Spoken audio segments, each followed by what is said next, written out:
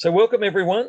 So let's open with a prayer and a Bible reading today, because we're with the ancient Greeks, a prayer of Plato. All you gods of this place, grant me that I may become beautiful within, and that what is in my possession outside me may be in friendly accord with what is inside. And may I count the wise man as rich. May my pile of gold be of a size that no one but a man of moderate desires could bear or carry. But again, he's talking about the wealth within. And then a prayer of Socrates, which is at the Harvard Square Library in Massachusetts. Give me beauty in the inward soul. May my outward and inward be one. May I reckon the wise to be wealthy. And may I have such a quantity of gold as a temperate person, and only a temperate person could carry. And then we have the Bible reading today, Acts 17:22.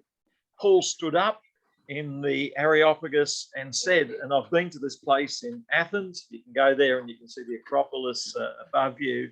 And then partway up the hill is where people would gather and scholars would speak. And Paul stood there and spoke to the people of Athens and said, I see that in every way you are very religious. For as I walked around and looked carefully at the objects of worship, I even found an altar with this inscription to an unknown God. And you are ignorant of the very thing at times you worship. You speak of a mystery. And this is what I proclaim to you. I bring a testament. I bring knowledge of the one that you seek. Verse 24, the God who made the world and everything in it, who's Lord of heaven and earth, he doesn't live just in the temples built by human hands. He's not served by human hands as if he needed anything. And we could think about how he lives in people and in people's lives and communities as well. Rather, he himself has given everyone life and breath and everything else. From one man, he made all the nations who inhabit the earth, and he marked out the appointed times in history and boundaries of their lands. God did this so that we would seek him and reach out and find him. He's not very far from any of us, for in him we live and move and have our being. And it's interesting to read Plato and Aristotle, and you get a feeling for them too, writing about the gods. And so you can read Timaeus by Plato, and you can read the writings of Aristotle about the unmoved mover, and you get a feeling too about how they wrote about the gods. And they tended to accept in ancient times that there's a sense of beauty, a sense of complexity in the world around them that speaks to them of God. When you read Leonardo da Vinci in 1500, a great engineer, he says his thumb alone would convince him of God being amongst us and at work amongst us. You read Isaac Newton, he's similar things. Even if you read Albert Einstein, you find that there is this reference to the perfect that's beyond this world. And so, as Paul writes here in Acts chapter 17, we have a sense of God's presence, and we have a sense that God communicates truth to us, and that in this journey of life, we're wise if we know truth. So today we're going to give you some inspiring secrets about how to know truth. If you write this down, you'll be able to write a bestseller, and you'll not only know truth, but you'll be rich. And in understanding truth, you'll have a more successful, effective life, and you'll be able to communicate to your students how they can know truth. So the Cambridge Dictionary of Philosophy describes truth as the quality of propositions that accord with reality.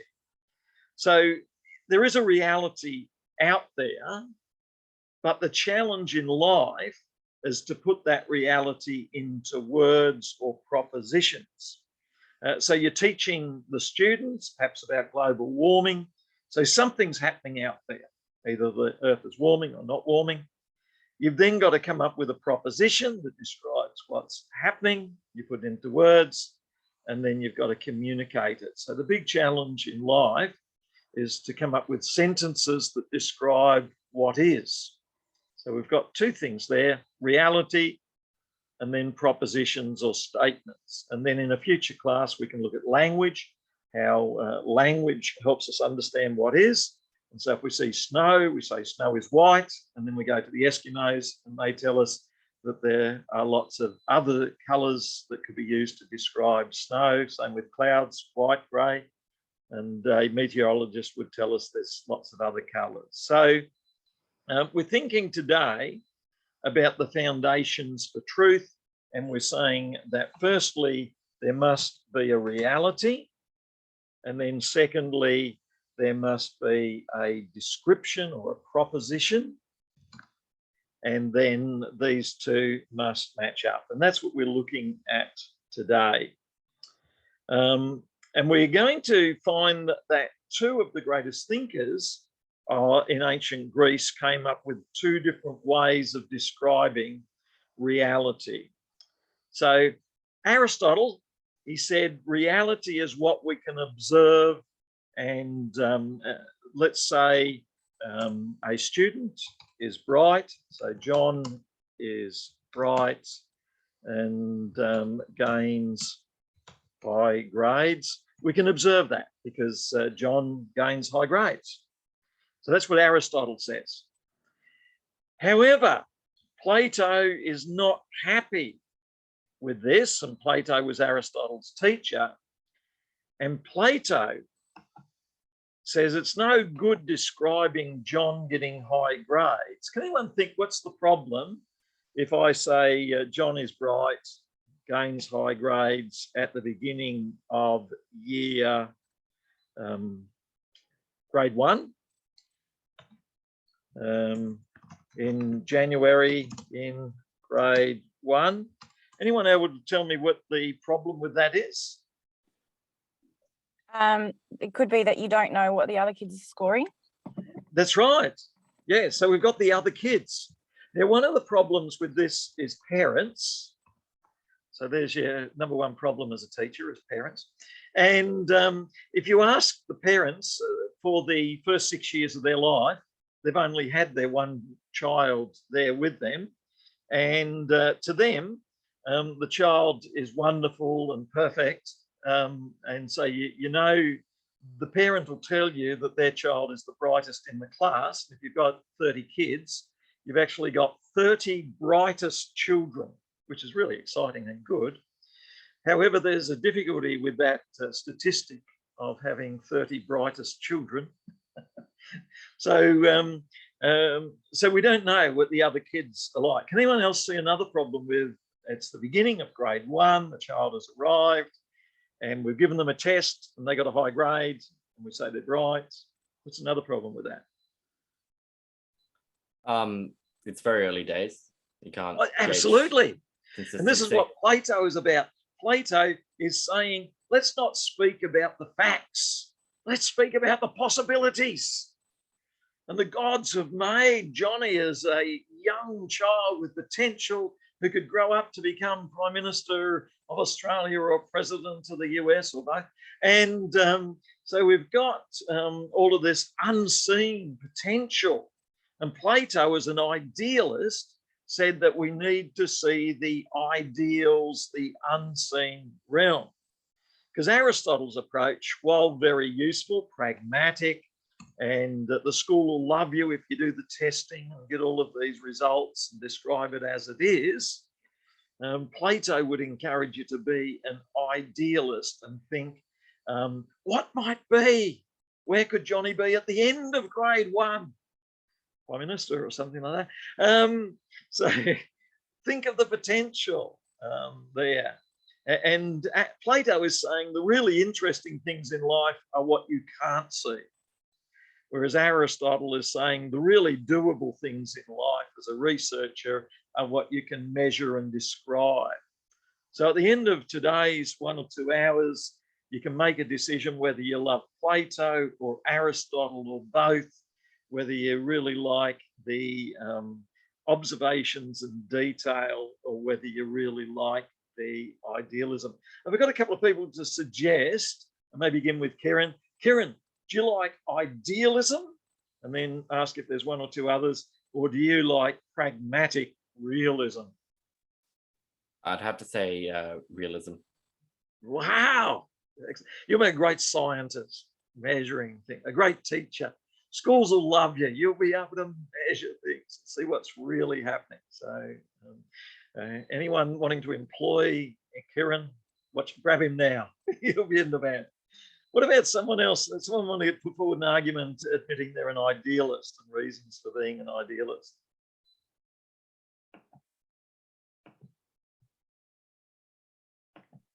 I guess I probably lean a little bit more towards the idealist side because it's less kind of limiting. You're not just being like, this is what you are, this is who you are. You're leaving it a bit open, being like, this is what you could achieve. What can we look at? Like, yeah.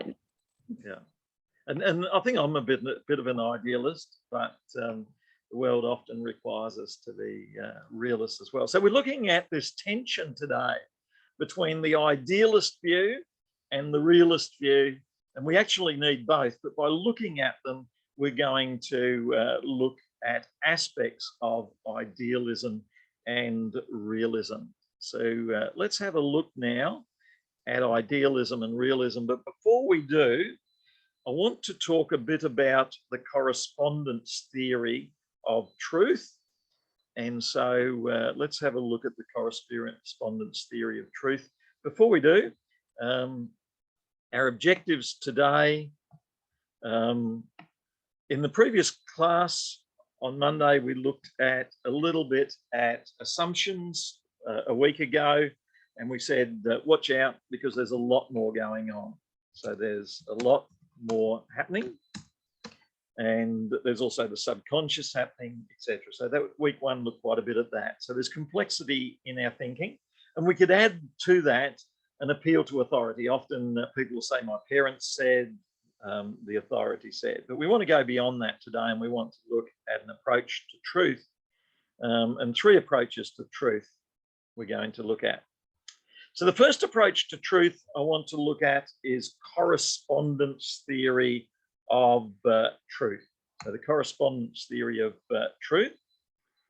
And the correspondence theory of truth says that firstly, we've got to accept that there is a truth. And we might be saying that Johnny is a bright student. And so the truth could be there are bright students. So there are intelligent students. And we could say something like intelligent students gain good results, something like that. So there's a truth out there. And in this case, I'm interested in the truth of intelligence. And if this truth is out there, is it the case of every human being in every culture? And that immediately raises a problem. Some cultures would say intelligence could be different for native people, etc. So we've got a problem here already.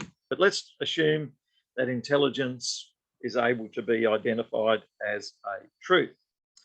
Now, one person may feel something's true, like intelligence, and then other people might feel the ability to live off the land, that's real intelligence, and then there could be emotional intelligence, and then there could be spiritual intelligence.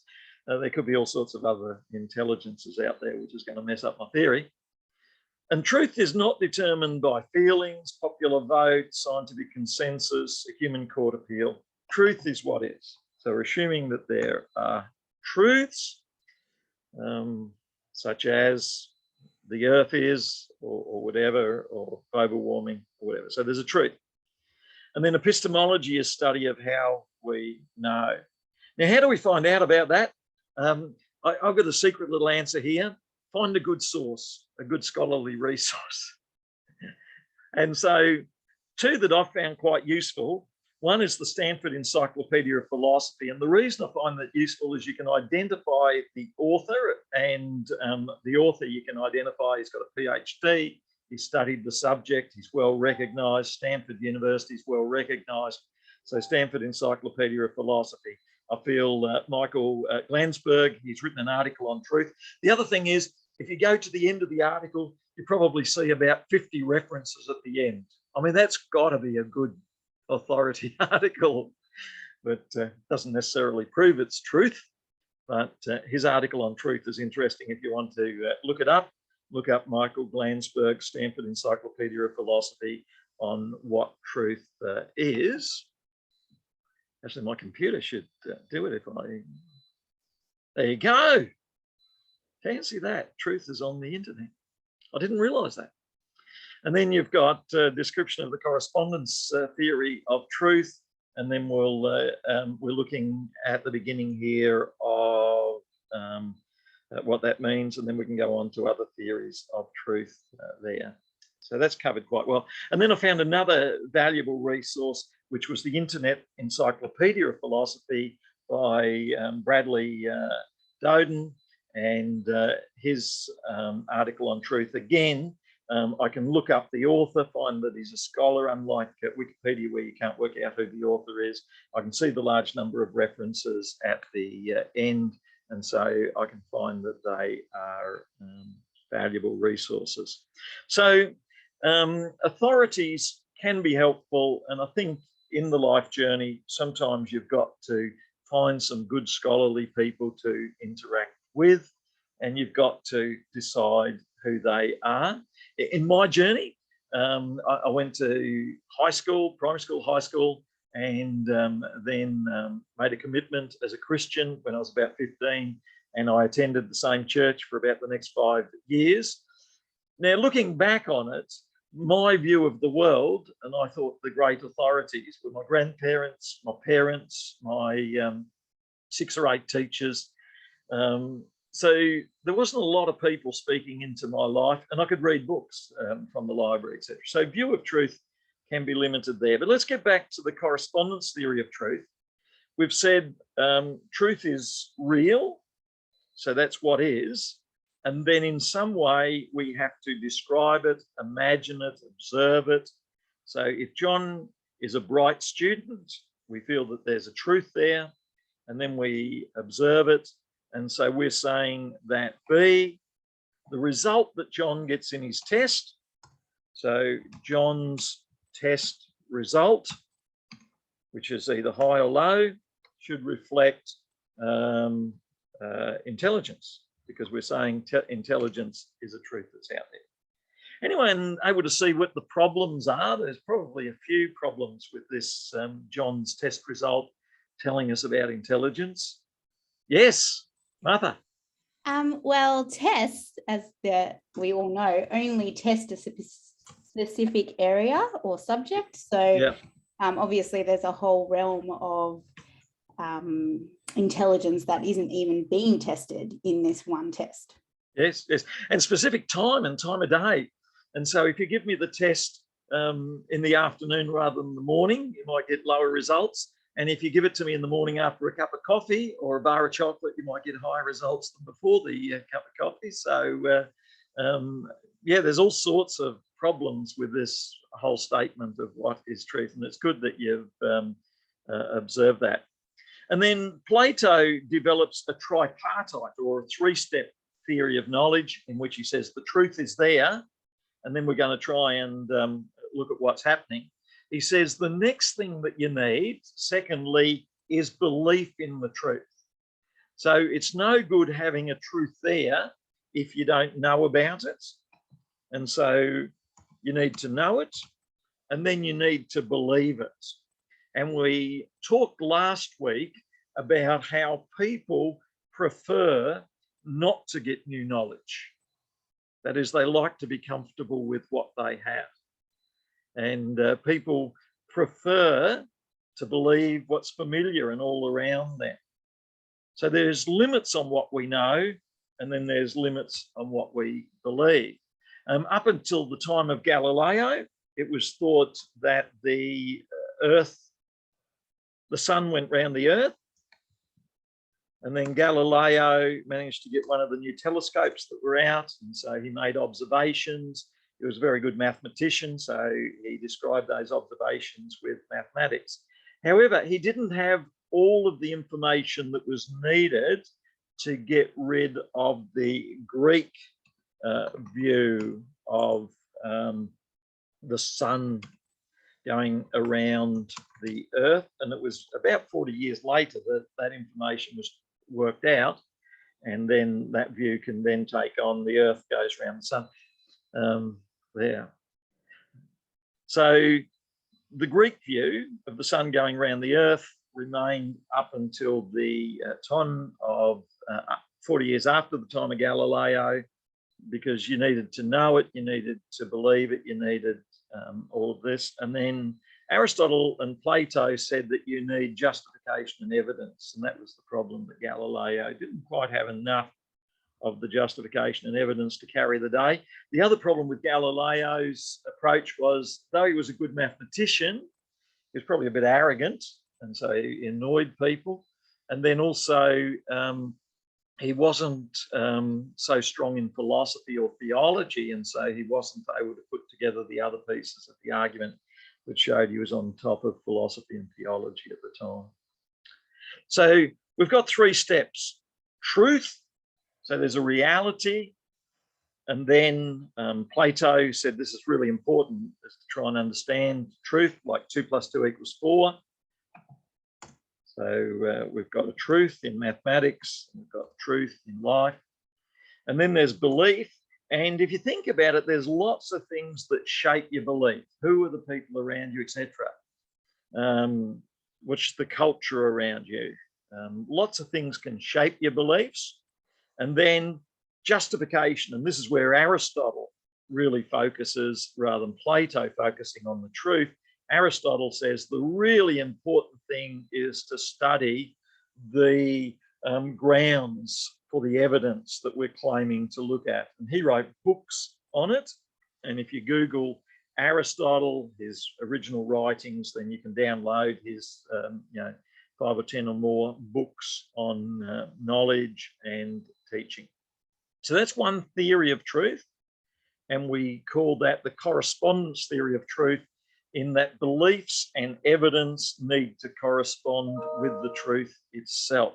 And you can see this is a learning cycle, isn't it? And I think Colby's learning cycle would fit with this. You've got a truth, you've got beliefs that line up with that, and then you've got evidence and justification, and you'd raise questions about it, come in and look, how do I understand the truth? Then reflect on your beliefs, where are they coming from? And then you could also look at the evidence again. And so this is a never-ending cycle that you could go through there. Another theory of truth is coherence, which simply says that even though you might have a correspondence between truth and reality, so often you'll be in a group of people or a network in which the truths will cohere within that area you're looking at. So if you're with mathematicians, all the truths about maths will cohere together. If you're with biologists, all the truths about biology will cohere together. If you're with Christians who belong to the Baptists, then all the truths about Baptist Christianity will cohere. So coherence is a circle of beliefs within a particular circle. And then the third theory of truth is pragmatism. We saw trouble with the intelligence question and testing, but the real question is, does it work? Pragmatic. Does anyone see any problems with the pragmatic view? Or does anyone like the pragmatic view? If it works, we give them a test, that motivates them, gets the results. I guess if you're teaching non-truths and they were getting high results, that would be a worry. Yeah. Anyone see problems with the pragmatic approach? I don't think you would encourage higher thinking and open-ended.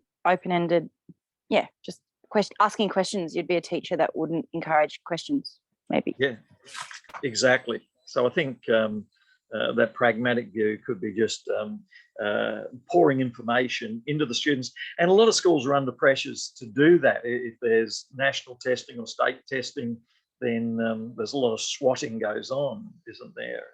There's pressures to do that rather than to give full measure of teaching. We need to introduce someone else now beyond those Plato and Aristotle. We need to introduce the father of all of this knowledge, who is Socrates. So just a brief introduction to Socrates. And then Socrates places a lot of emphasis on questioning. So Socrates was the teacher of Plato. Who anyone able to tell me how Socrates loses his life? Yes, Ali. I think he loses it. I know he died by drinking poison. Yes. And it was because Yeah. did he like refuse to agree with their thinking? Oh, exactly. And Actually. someone else able to fill in what sort of things they wanted him to agree with, and yeah. I see that hand, Gabriella, but it was scratching. Any thoughts, Gabriella? I have no idea. Yeah. So he was challenging the people at the time that you shouldn't just be obeying the authorities like the mayor or the governor, that you should be questioning everything that was going on. And the people at the time said that that's not what we want from a good teacher. A good teacher should be teaching people to simply obey what all the politicians and leaders say. And Socrates said, no, good teaching's about questioning. And so they asked him to recant, and then he had to choose. Would he stand with truth, or would he stand with what was expedient to keep him going? And so Socrates writes about a life which needs to be examined. He lives from 469, 470 through to 399, 400 BC. So it's about 2,400 years ago. And he practiced philosophy openly there in Athens. And then Socrates lived out in the open, and then his number one approach was to encourage people to question, and then he would ask further questions about the questions in order to get people to think even more and to think more deeply. A few thoughts now on if you're a teacher and you apply Socratic method, which is to ask questions, you begin with questions, you keep moving forward with questions. You might share the questions and answers around the class. You might have a little baton that someone puts on their desk, and this represents they're the speaker, and someone else puts up on their hand to speak next, and the baton gets passed to them. So you might have ways of sharing it around. You might have a rule like no one who's spoken can speak again until everyone's had an opportunity, unless the teacher says so. So what are some thoughts on the application of the question method, the Socratic method, in a classroom setting? Belinda, any thoughts on if you're going to apply the questioning setting in a classroom? And someone said that it can at times be stressful because students like Belinda may be under stress. Belinda, what are your thoughts about using questioning in the classroom? I think there's definitely going to be a pros and cons. I mean, you're opening the classroom up for a lot of collaboration, a lot of talking, a lot of ideas. But there could be also, on the flip side of that, a lot of questions that are going to go unanswered because, I mean, students have crazy questions sometimes, and it's like, I'll get back to you on that one. Yes, I love that phrase. I'll get back. Yes, Yeah. Sounds good. Shelley Ann, your thoughts on questioning? What can go well or what can be challenging? Yeah, I just thought, I just remembered something from another subject, understanding by design, was that you need to know where they're going to end up. So if you're going to have all these, what's not provocative, what's the word for those types of questions where you get them into a new unit and you're having discussions, you still know where you want them to end up, but you can make them feel like they're taking the lead, maybe. Yeah, and someone might call them even stimulus questions. And Yeah, as you say, they can be provocative questions, and you want to know that you can ground the aeroplane after you've taken off, And Yep. so that's important. Gabriella, what are your thoughts on using questions in the classroom? I think it gives the kids a lot of freedom, like in terms of creative exploration, in terms of ideas, which is good. There is also then the flip side of those questions can then be too far gone that you then have to bring it back in. But I think it's helpful to get there thinking. And I guess you have to decide how you're going to handle humour. So there'll be a student who will offer a silly answer. And then I guess in one sense, it's important to acknowledge the value of humour and say, you know, we acknowledge humour can be important, but you could also make the point that it can't be negative, putting down other people, and also it can't be too misleading. We can't go on with humour for the whole class because we've got material that needs to be covered, etc. So I think that's worth including there as well. Abby, any thoughts on how you go with questions in the classroom?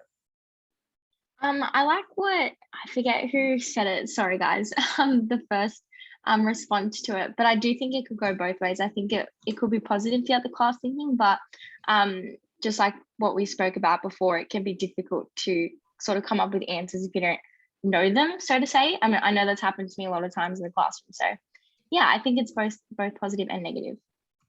And you can also begin with group discussion. And if you go around and you get each group in pairs or in 2s or 3s or 4s to discuss what's happening and then go around, you can get a feel for what sort of questions are coming up before you open up the entire classroom.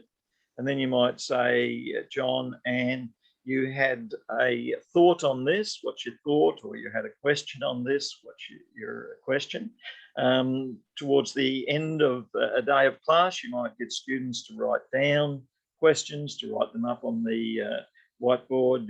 You might gather the questions in various ways and then be prepared next day to bring a response to those. So there are various ways in which you can bring a measure of control to the answers and the questions that are drawn up. So that's called the Socratic method. And so there's much written on the Socratic method, and we could look at some suggestions there in regards to the Socratic method. Education New South Wales lists some of the benefits of using questioning in the classroom, and they acknowledge that sometimes it's the teacher who asks all of the questions and then a few seconds later answers them, and they suggest that this is not really truly involving the students.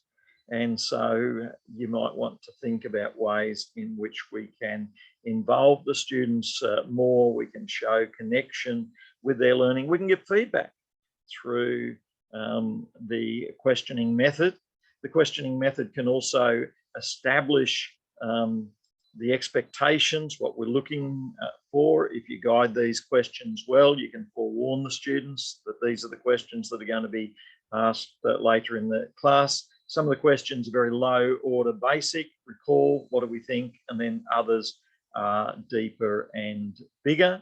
And we can also arrange the classroom so that the questions can be very productive.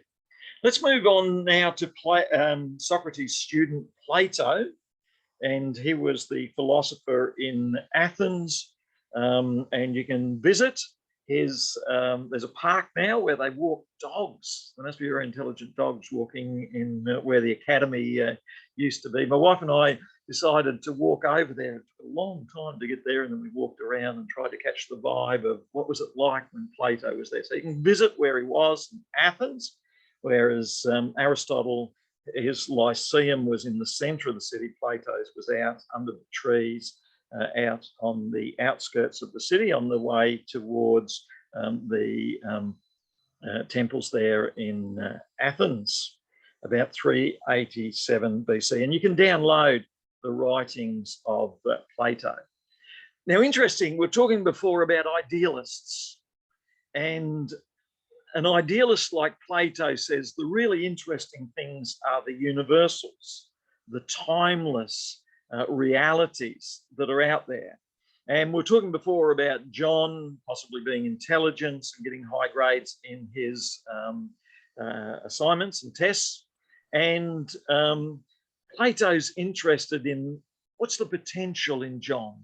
What do we mean by intelligence? He's interested in these big, big questions.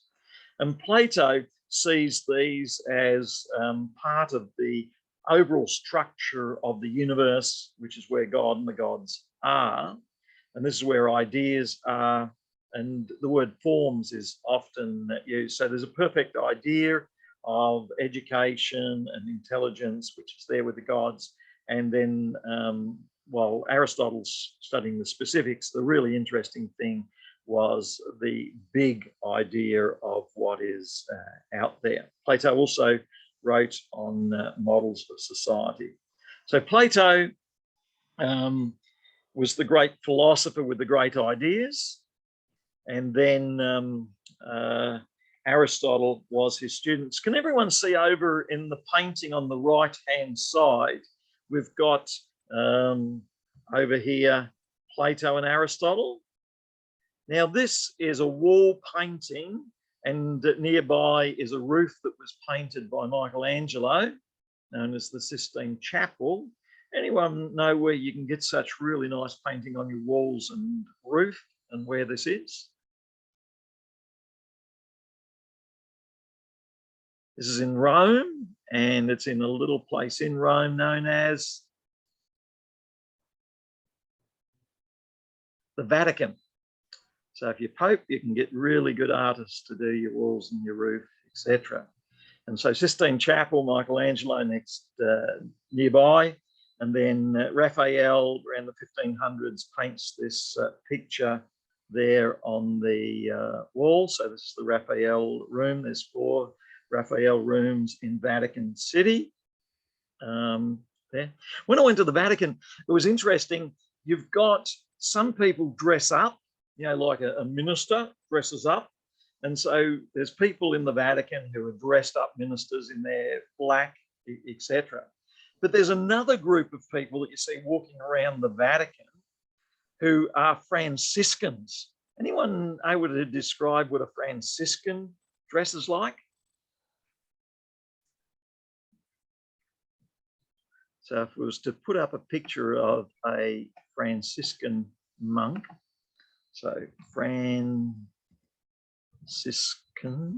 monk. So Francis of Assisi was the person who started the Franciscan movement, and then Franciscan monks. He wanted to live a very simple life, and so you have a bit of rope around your waist, and then you, etc., and you live a very simple life. And so I thought that was quite a contrast. The Franciscans, such a total contrast. Francis of Assisi, I think, went for 10 years or more without shoes, because he thought to wear shoes really is a put down on the poor people who can't afford shoes. You know, we really need to have solidarity with the shoeless people of the world. Francis of Assisi's view. And again, these 2 different views of reality: the well-dressed view of some there, and then the Franciscan view. 2 quite different views of reality and 2 different views of education, just as you see different views with Plato and Aristotle. Now notice here, anyone able to tell me, Plato, where's his hand pointing in Raphael's painting of 1500 in the Vatican? I'll see if I've got a close-up one. Oh, here we go. Here's a close-up. So where's Plato pointing?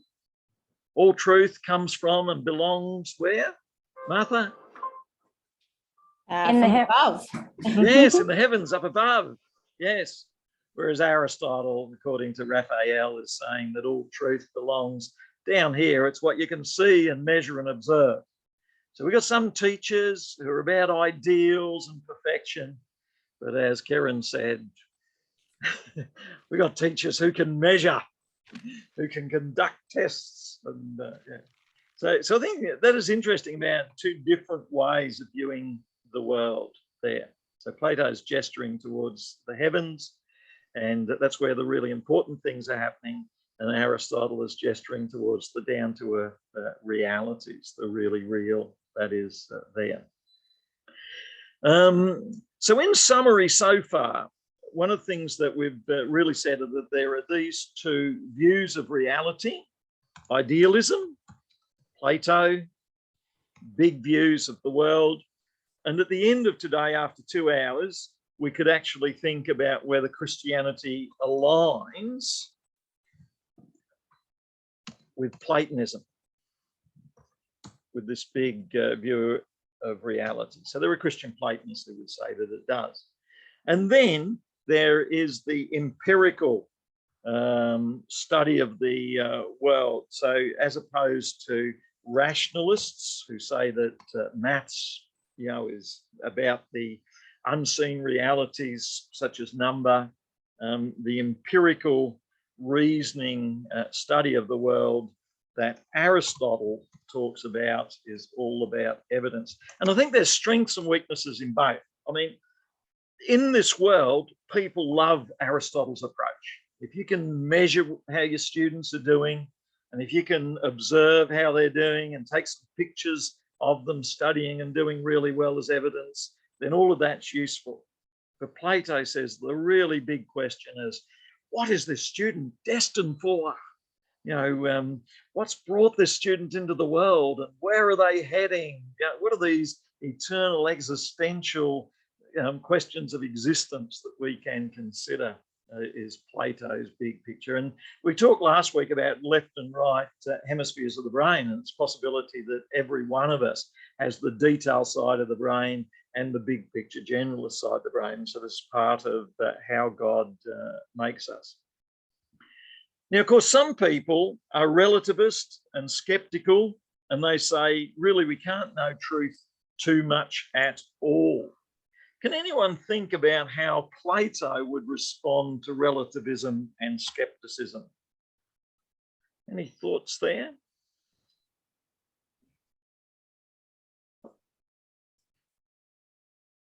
Alex, any thoughts on if you were Plato and people were saying, look, we can know hardly anything, we've got to question things, and any thoughts how Plato might respond to relativism and skepticism, and it's so hard to know truth? Not too much. I'd have to hear someone else answer first to develop an answer, but yeah, any I'm thoughts? not too sure. Yeah, Karen, any thoughts on how Plato might respond?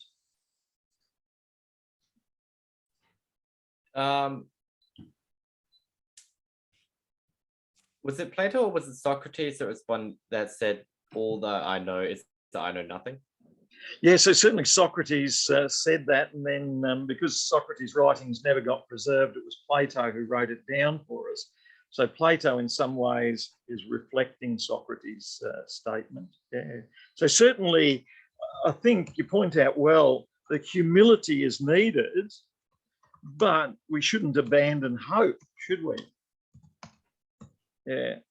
So we still have hope that we can know. And some people call this critical realism. So we believe that there's a reality out there, but we're critically thinking about this reality and what it means. And so critical realism could be one response.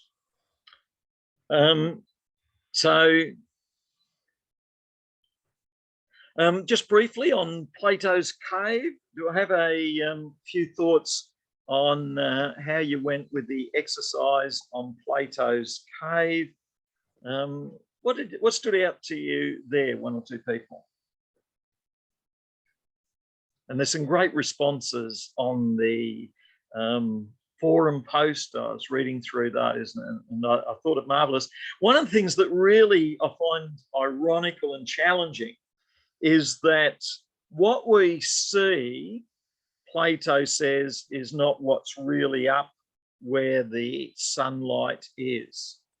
So Johnny getting his result of a high distinction or a distinction on his test is only a shadow of the reality of where John could be in terms of his future studies. We don't know where he'll be in 2 years or 3 years' time. We don't know what God's good intention or the God's good intention for John O is. We don't know all the details of where he comes from, all that's going on. We just see things. And Aristotle seems to be focusing just on the shadows, whereas Plato is saying, let's leave the cave and find the ideal. Ironically, it's the ideal outside the cave which is invisible to us, and it's what's happening in the cave is what we see. And this makes a bit of sense in psychology. You know, I'm depressed because all I see is what's happening here. But the psychologist would say, you need to turn around and see what's outside the cave. It's not so bad. Yeah. Any other thoughts on the cave analogy? Kieran, thoughts on the cave analogy? Well, yeah, it essentially what I got from it is it's saying that while reality may be relative, truth itself is truth, and it's steadfast, and it is one thing. So what you may not actually be able to understand as truth does not make it untrue. It's just that your reality doesn't reflect that truth. Yeah. And do you think that aligns with Christian faith? Any thoughts on that? I do. Yeah, I was just thinking about that. I was actually thinking that it's also a really good analogy for understanding the kingdom of heaven, where outside of the cave is all of the goodness of God and all that He's done for us, all of the things that we cannot see, but He's created for us. And then what we as humanity often end up doing is just sitting in front of the single wall and focusing on just one little thing that's maybe going wrong, or just one little thing that we want to be doing, or just something that is completely irrelevant to the entire perspective of everything that's going on, and we just want to focus on what we can see and what we can understand. Very good. Martha, your thoughts? I don't know if I'll be able to express this well,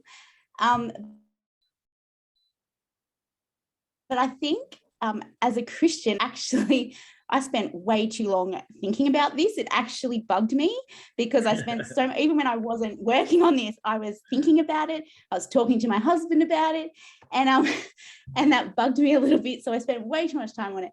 But I think the thing as a Christian that I that yes, we can align this to the gospel and the Christian faith. However, so can every other religion.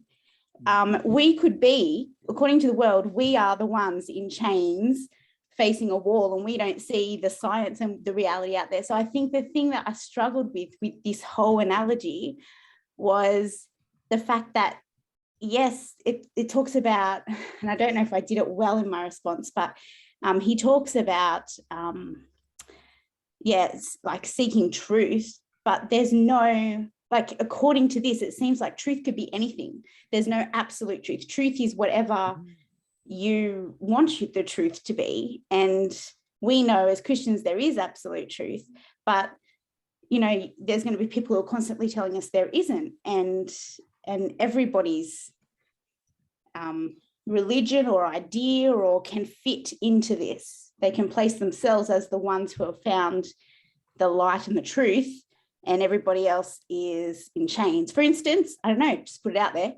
anti-vaxxers versus vaccinations. That's just one in there. Let's put that into there and make that work with that analogy. So it actually, and maybe I've just got it completely wrong. I'm very aware that I probably have, but I think it's just, excuse the language, just too airy-fairy for me. Yes. That makes sense. Yes. That sounds good. Now, it sounds like you want to be a pragmatist in the end, perhaps. So a pragmatist says what works.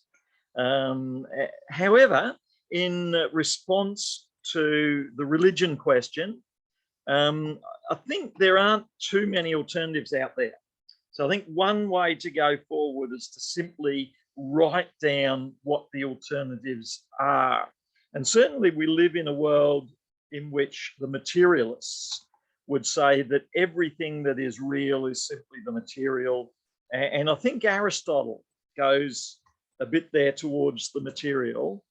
And The church fathers around about 400 AD or so had decided they'd really had enough of Aristotle, and they forgot about him and the materialism.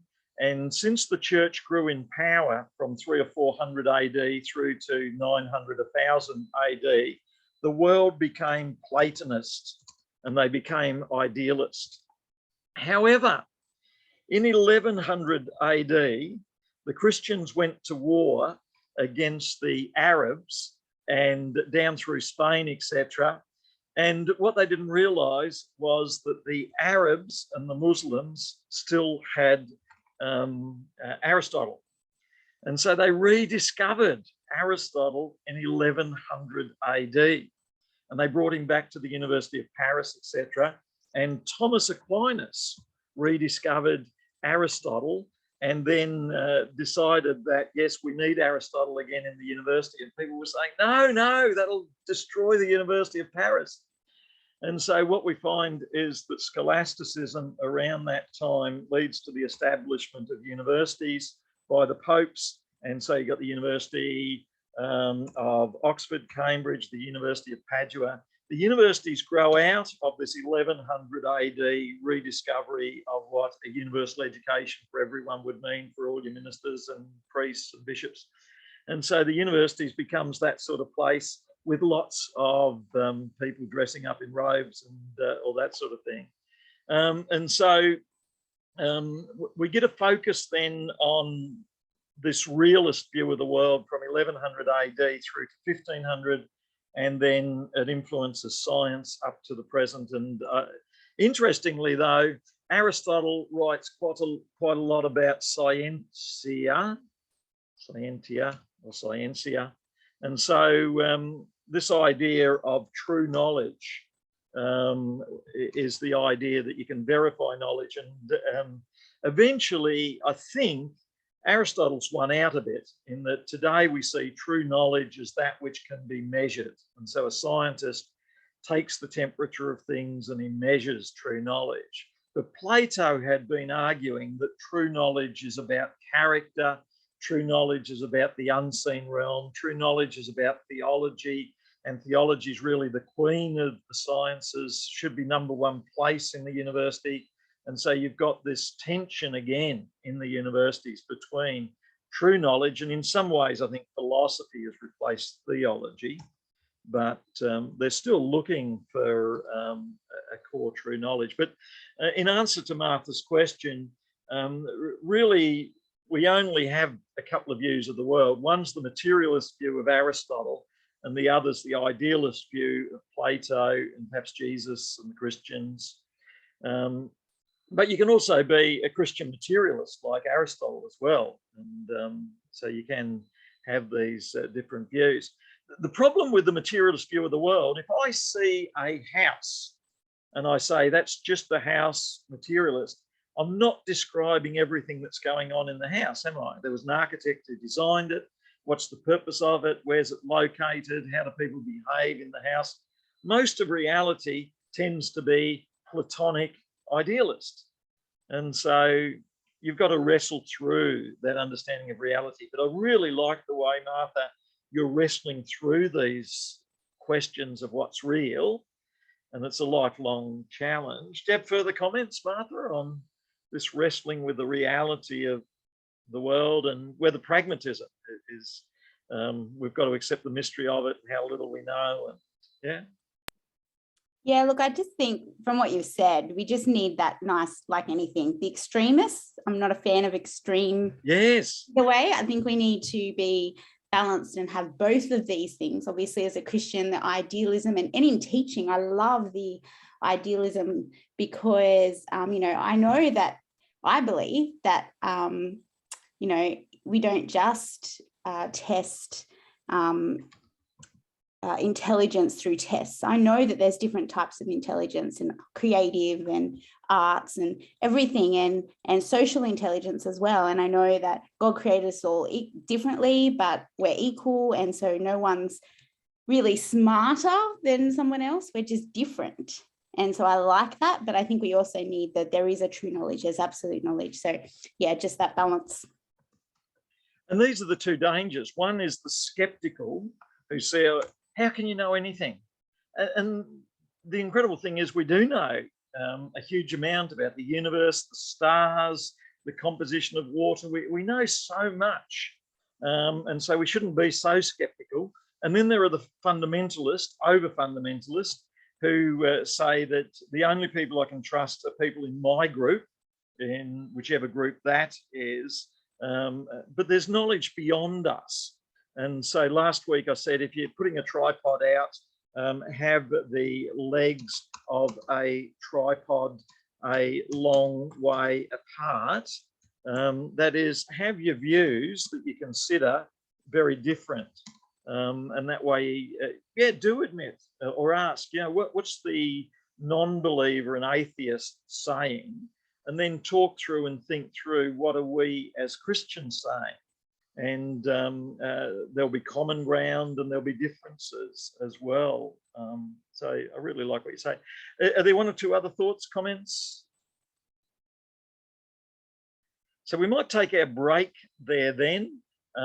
So let's just take our break, a chance to think through, are you an idealist? Are you a Aristotelian empiricist focused on the here and the now that can be measured? Do you see balance and need for both? Are you humbly admitting it's very complex, so you'll sit on the sidelines and watch the rugby match rather than get involved in the brawl? There's different positions that you can take. And then in communicating to the students, realise that there'll be some students who are into the ideals, other students that are pragmatic, other students still going along the journey. There'll be different positions along the way. So let's take our 8 to 10 minute break and we'll come back at about 10 past. See you shortly.